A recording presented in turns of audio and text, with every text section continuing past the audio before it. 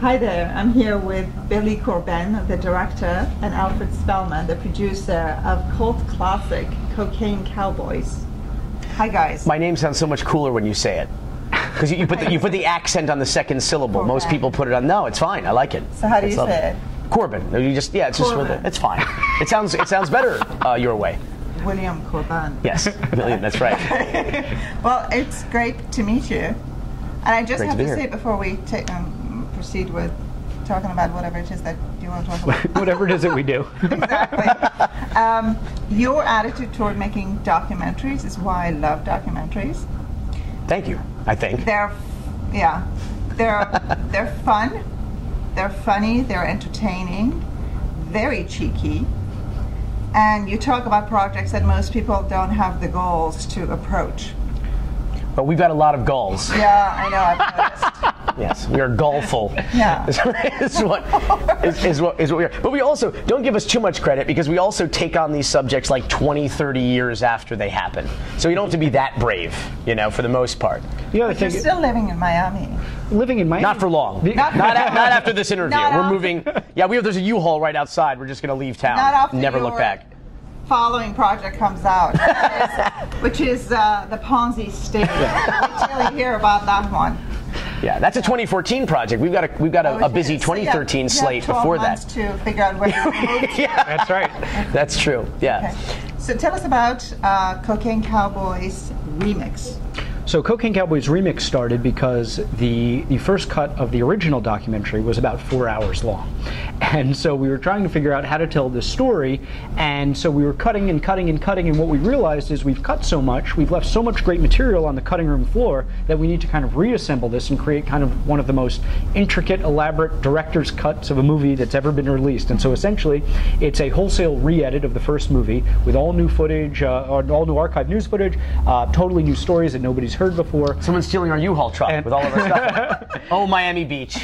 And so that's the Cocaine Cowboys remix, and it'll be out later this year. Yeah. It's right now it's running about 2.5 hours long, and of that running time, there's at least 90 minutes of new, never before seen material in it. So people who have watched Cocaine Cowboys dozens of times, I've met people who literally can recite the movie from by heart. This gives them an opportunity to learn even more. We had hundreds of hours of footage of the original interviews that we shot, hundreds of still photographs of crime scenes and drug busts. We had dozens of hours of news footage, and we've gotten access to that much more in the years since we finished Cocaine Cowboys. And it's been an exciting kind of an experiment, and it's really something for all of the amazing fans that we've met of Cocaine Cowboys through the years. It's kind of like a gift. It's the same basic structure. It's money. I'm sorry, it's the business of cocaine smuggling, the money that it generated, and then the violence that it brought, but with all new stories and material, but with all the familiar faces from the original Cocaine Cowboys, John Roberts, Mickey Monday, Rivi Ayala, etc.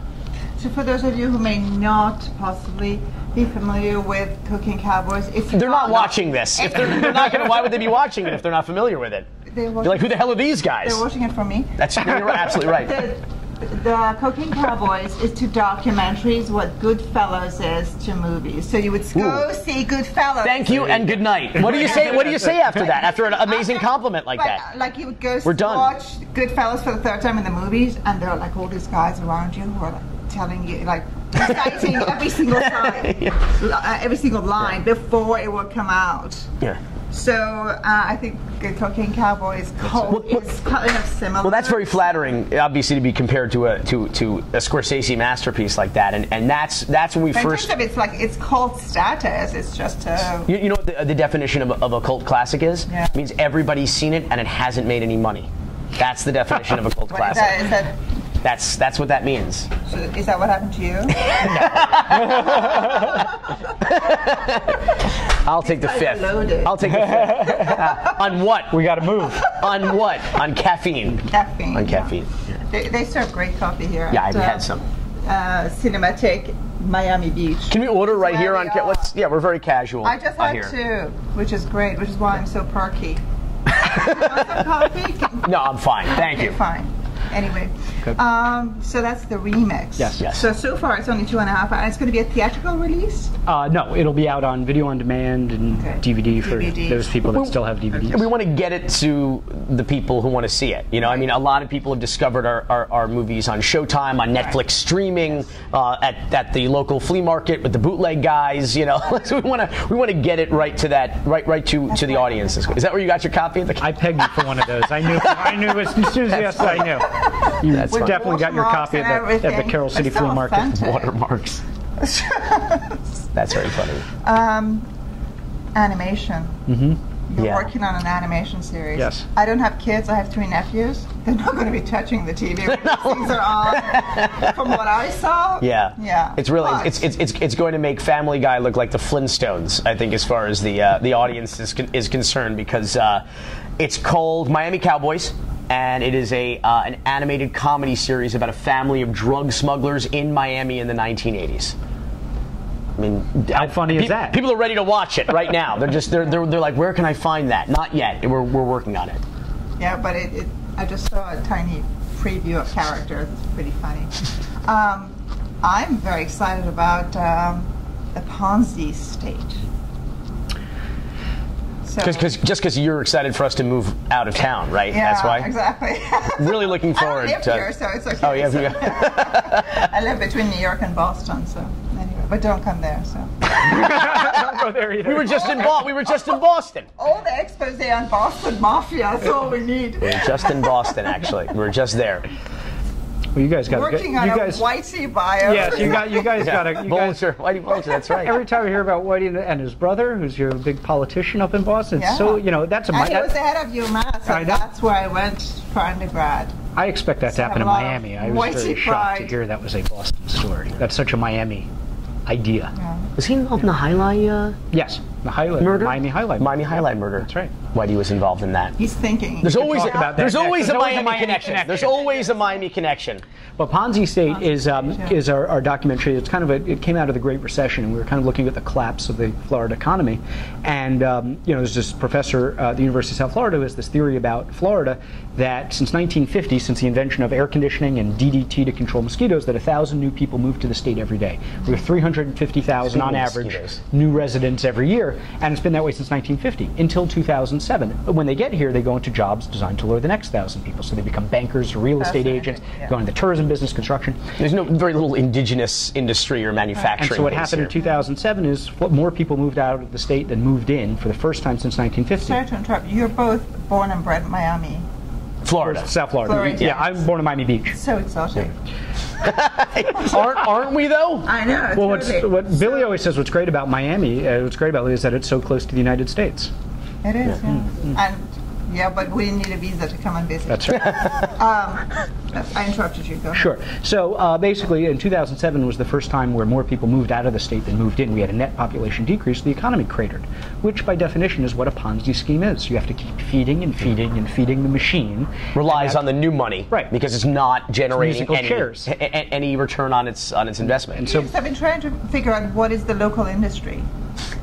Well, you're looking at it. It's all these people. The people are the visitors. It rises in the east and sets in the west, and it's sunshine, and that's the industry. Is that we sell you to come down here to live a great life in the sunshine. And so whether you're coming to visit, or you're coming to move, you're buying a second home, you're buying a condo, you're moving here to retire, that's what we Launder sell. your money. We're good with that too, as long as the money is coming in. That's right. Do you have a card? So that's the Ponzi state. Yeah. And so it basically looks at the history of Florida schemes and scoundrels and why we seem to be such a magnet for every con artist and crook and dreamer. Interestingly, there was an Italian fellow who was arrested in Massachusetts, in the Boston area, and he fled the jurisdiction, wound up in Jacksonville, and he started a real estate scheme where he was promising incredible returns on very small investments, and of course he couldn't deliver, and he fled there when he got into trouble across the state of Florida to Tampa, where he plied the same trade. He continued this scheme. He finally gets arrested there. They identify him and they see that he's wanted on a warrant out of Massachusetts.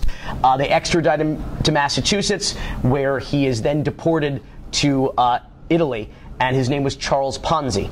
And that means Right. that the state of Florida was the last place that Charles Ponzi plied his namesake trade, which we all know today as a Ponzi scheme. Of course, once again, always a Florida connection. It's a very thorough, I mean, again, based on the trailer that I saw, it's a very thoroughly researched project. I mean, it sounds like, fun and funny and flippant, but it's fairly meticulous. You just need to read the newspaper every day to find out that Florida, there's no shortage of scams and schemes to profile. In fact, we have too many. We have to figure out which ones we're including and which ones we'll have to save for the Ponzi State remix.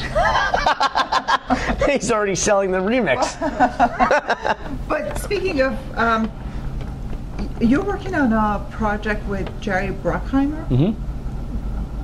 What's that about? Well, Independent filmmaker like us. We figured that we'd partner with somebody. Full-time Sure, indie guy.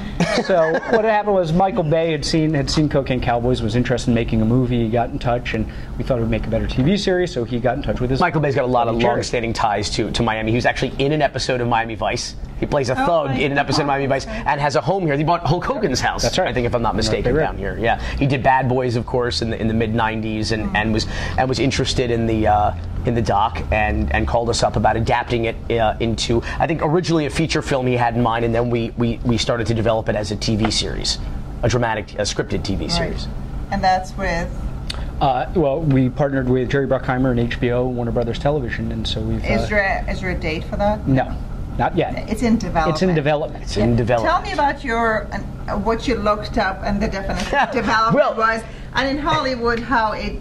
It's been under development now for like 5 years. Dramatic. Yeah, in 5 years. And Alfred observed that in that time period, we've released 6 documentaries in that time period while we've been developing this show. And we were on a development call one day, and it's like the more you repeat a word or look at a word, it starts to lose its meaning. So I'm kind of looking at it, and I go to dictionary.com and I look up the meaning of the word, and I discover that the definition of the word development is the antithesis of the development process. The word means, of course, as we know, progress, evolution, forward momentum, growth, and it seems that this process was the opposite of that. It's just a very difficult kind of process. Grinding. It's grinding. It involves a lot of people. It involves a lot of there's a lot of chefs in the kitchen.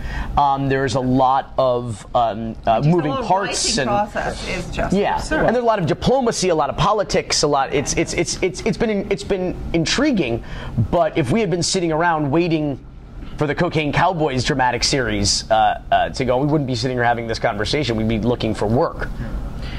I always go back to Hemingway's line about dealing with Hollywood. Is that you go to the California-Nevada state line, you toss your manuscript over, they throw you back a satchel of money, and you go your separate ways. That's the best way to deal with Hollywood. And that's why we live in Miami. What's the best way to deal with in Miami? Well, everybody, I'll put it this way, the best way to deal with Florida is everybody winds up in Florida, usually. So come early and get dibs on the best real estate is what I say, because everybody winds up at some point in life going like, I think it's time to retire to Florida. I was going to say with a gun, because that seems like how most business gets conducted. That's not a bad idea either. AK-47s are very popular in this part of the world. Yeah. Well, it's good to have people on the inside who can take care of all that for me. I recommend Kevlar. Is what I recommend. Who? Kevlar. It's a bulletproof vest. It's a bulletproof fabric. It's not a hoop. Okay. No, yeah, it is a brand of bulletproof material that I advise. No, they do. You can get it. Yeah, if I don't know if he's still in business, but in Harlem, you get a Kevlar bustier or something like that. They'll sequin in Harlem. Dapper Dan used to take Gucci and Louis Vuitton patterns, and he would create. You'd have to bring in your own. You have to supply your own Kevlar, but he would create designer patterns and designer fashions out of bulletproof vests and hats, bulletproof hats as well. So that's the topic of your next doc. Actually, it is. It is. Seriously, it is. Well, it's not the topic. Yeah. It plays. It's one of the. Yeah, we're doing a 4-hour documentary miniseries for VH1 called "The Tanning of America: How Hip Hop Changed the World." And you're not into minimalism, are you? 4 hours for a remix. Well, it's 200 hours in the editing room. That's what we spent years. Yeah, I know. We need to make a short film, maybe. Sure. Like 90 minutes or something. That's true. So that's coming up next, and Dapper Dan is one of the dozens of people That'll be we've next year. interviewed. That's for the that. 2014 project. 2014 on VH1. On VH1. Yes. Okay, we'll hear all about it. You'll hear all about it then. Great. It's fantastic. We'll do this again. very We'll much. come back and Yeah, listen. We'll say absolutely. Pleasure. Great to Thank meet you. you. Thank you for Take having care. us. All right. See you soon. Until later. Ciao. Bye.